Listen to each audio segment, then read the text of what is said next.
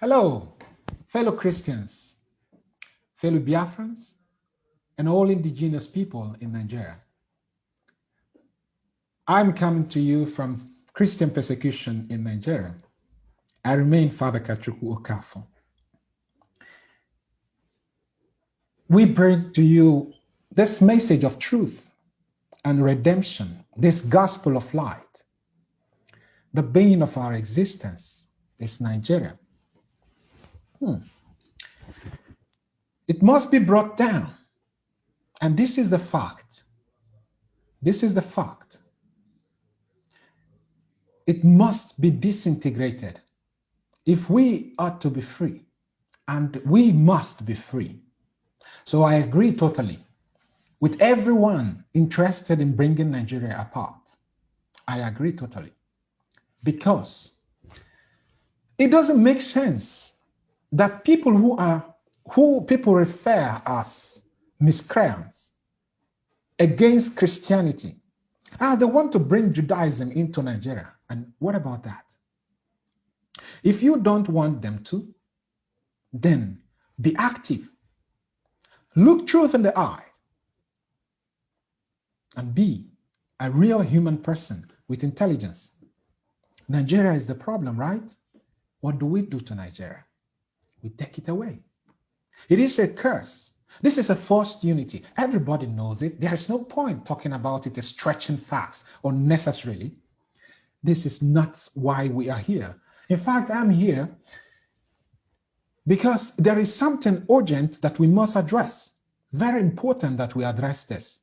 And I would like you to listen first. Very important.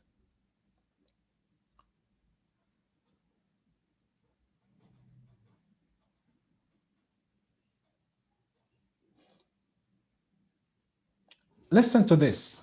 Listen carefully. We absorbed them. That were the Huguenots. And they came to Britain. That is where the likes of Sir Peter de la Billière is a French name. But his family settled in England. He rose to become a general and led the war. The Desert Storm, it was him that commanded the British forces in the Desert Storm, because his ancestors were French, the Huguenots. So what I'm saying to Bishop Coker and all northern Christian minorities today is this: on my honor and on my life, I swear before God Almighty in heaven that with the coming of Biafra, every Christian northerner will be allowed to settle in Biafra land. So you see, Bishop Coker, you have nothing to be afraid of. You have a place where you can practice your faith without looking over your shoulder all the time, thinking who's coming to kill me. You will come to Biafra land and you will live there. A very peaceful, fulfilled life in Biafra land. The same thing that the English did for the French Protestants, they're called the Huguenots. There's something we are going to do for you. If you feel that you're threatened in the Sharia core north, and because of that, you think that having the East and the West in one Nigeria will save you, as if some kind of insurance against elimination by the crazy, mad Fulani Janjaweed, you will come to Biafra land. We will give you asylum. You will stay there. Your generations will live and thrive. We are accommodating people. We welcome visitors. Then you will. All right. I will play that again so that people can listen carefully.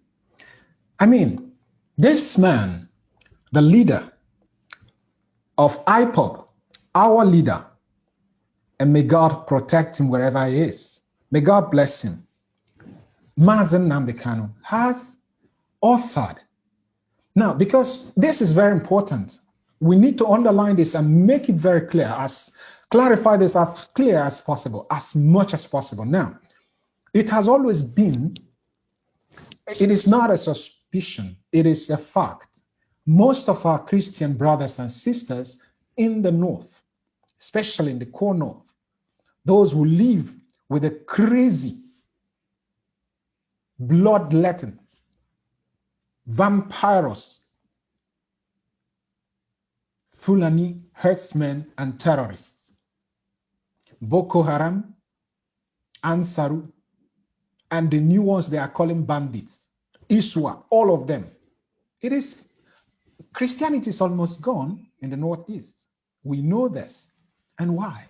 Because when they began their madness, many of our Christian leaders were living in denial that there was no Christian persecution, that Christians were not particularly targeted.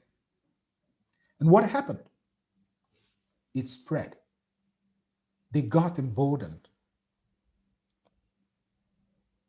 They became like more, they even became crazier, became courageous to deal, and started making statements. Today, what's going on now? The same leaders cannot, in all honesty, there will be no moral authority to do that, to say that Christians are being targeted. And when you look at it very well, even if there were some Muslims that were being targeted, they are not Fulani. Fulani is not killing Fulani. Fulani are killing the Hausas and other minority tribes. I mean, there is not, I don't like using that word, minority. Every tribe is tribe, according to their blessings from God. And they are all great, they are all good. They are the ones being killed. And because our leaders were being myopic, I'm sorry to use that word, but that's what it is. Because they have refused. They have been so much intimidated and threatened. And then they feel that if they remain in this amorphous, gigantic, good-for-nothing Nigeria, then they will be giving some kind of assurance to their lives. But the more you hold tenaciously on to Nigeria, the more your lives are endangered. The more you go into extinction, and the more the sultanates gain grounds. Like they are doing every day, you hear that they are all in collaboration with the military. We've said this countless times with proofs. You must have seen a lot of it. Why are we still blind to this? So, Mazi Nnamdi Kanu is offering an asylum, not just an asylum. It's like, come and live. We are one with you in Biafra land. I have said this consistently. I am for Biafra under the leadership of Mazi Nnamdi Kanu. Nothing will make us stop this gospel until Biafra is restored and until the people of God are free. Christians inclusive inside of it, because in Biafra land, a great number of people are Christians. And why would someone you claim is bringing Judaism to Nigeria be the one championing the defense of Christians? What are our leaders doing? Do we have leaders as such? I apologize if anyone takes offense in what I'm saying now. You must understand that I'm coming from a place of pain. If you feel the same pain, but you've not been able to voice it out, well, we are different. I have to voice my own because if you keep quiet, nobody knows. If you don't say that you have a problem, nobody knows you have a problem. You may die in it and you'll be blamed for it. So I refuse to keep quiet. Many of our bishops who have talked already, once they are intimidated, you will not hear anything again from them. Like our respected Archbishop Kuka did. He spoke the other time and everybody, even though they always refuse to speak the whole truth, like you will see in one of the videos. You call Nigeria a dubious structure and that it should be brought down. I mean, disintegrated. And then all of a sudden you are trying to cover up again because you let out the whole truth, because this truth is the only thing that can set everyone free. I mean, if anybody asks for apology for what I'm saying now, you know I can always give you apologies. If you want to do anything, no problem. But you see, this we will continue to say because it is the thing that will save us. Christ is the truth, and we must continue to follow the truth. The whole truth is Nigeria is not working for anybody because it is not meant to work for anybody apart from the people who created it and who keep on manipulating it to your own detriment. Our Christian brothers and sisters in the North have always been holding on to this idea. Nigeria, no, don't talk about this unity, don't talk about this integration, don't talk about separation. But every day you're dying. You're becoming refugees in your supposed country. And then you crying for the mercy of the world. Which of the words? I give you an example of what happened in Italy. There was this CEO of what's the company again? Eni company.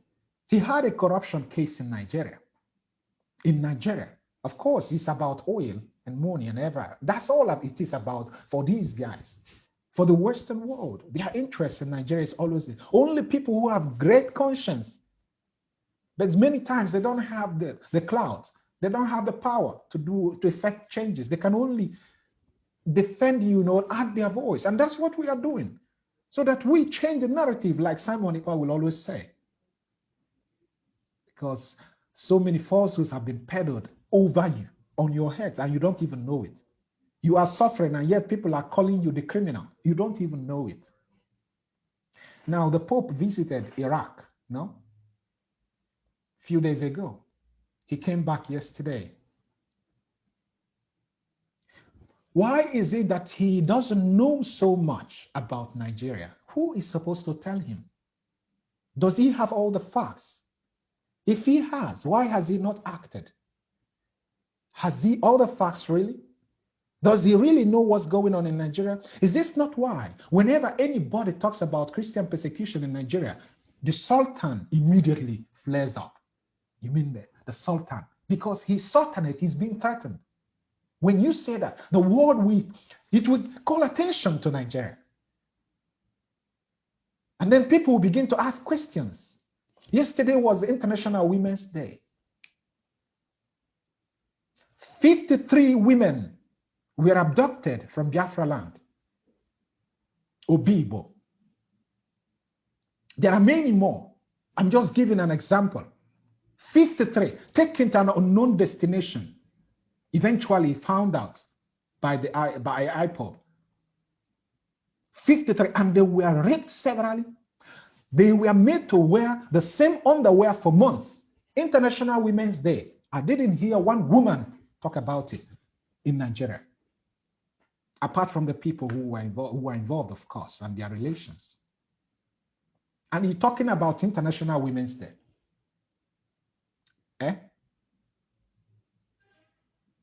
If you don't tell your stories, nobody will tell it for you. And that's what we are doing.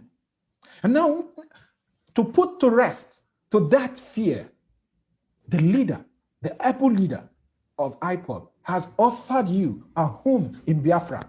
Because if you want to take the offer, it's left for you. Even if you don't take it, eventually, if you remain in one Nigeria, holding on to that falsehood, that contraption, that fraudulent contraption that is going to murder everybody, especially if you are not Fulani or if you are not Nigeria, or if you refuse to say, I will serve them. Even if you say, I will serve them, for now, they are interested in acquiring lands and to build their sultanate. So if you are lucky to be alive, you would have lost that very house, that land you're holding on to. You will lose it eventually. So consider carefully this offer. I will play this again so that you hear very well.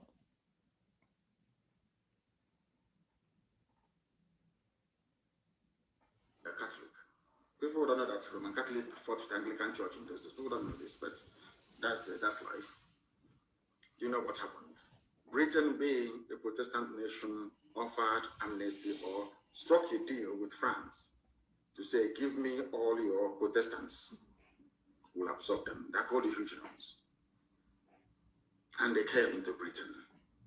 That is where the lives of Sir Peter de la Billière is a French name.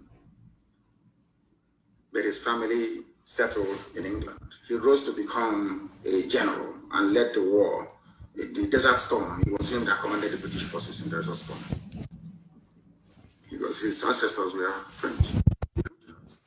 So what I'm saying to Bishop Coker and all northern Christian minorities today is this: on my honor and on my life, I swear before God Almighty in heaven that with the coming of Biafra, every Christian northerner will be allowed to settle in Biafra land.